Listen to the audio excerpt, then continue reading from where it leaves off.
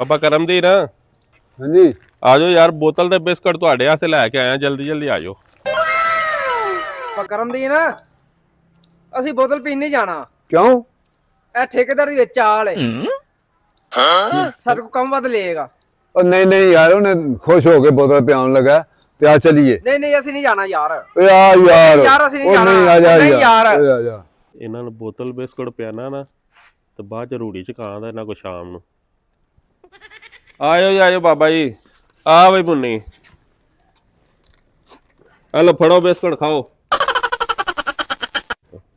ਲਓ ਜੀ ਭਾਈ ਤੁਸੀਂ ਵੀ ਖਾਓ। ਫੋਨ ਕਿਹਦਾ ਆ ਗਿਆ? ਹੈਲੋ,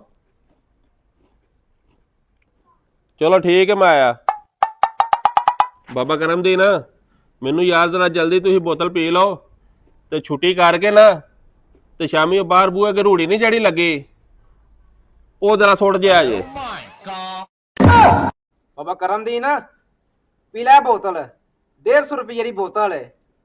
ਤੂੰ ਜਾਂਦੀ ਵਾਰੀ ਉਹਨਾਂ ਛੁੱਟੀ ਕਰਕੇ ਲੋਕਾਂ ਨੇ ਪੈਪਰ ਚੁੱਕਾਂਗੇ ਵੀ ਰਲ ਕੇ। ਪੁੱਤਰ ਕੋਈ ਨਹੀਂ, ਗੱਲ ਫਿਰ ਗਲਤੀ ਹੋ ਗਈ ਹੈ, ਸ਼ਾਮੀ ਫਿਰ ਸੁੱਟ ਜਾਵਾਂਗੇ।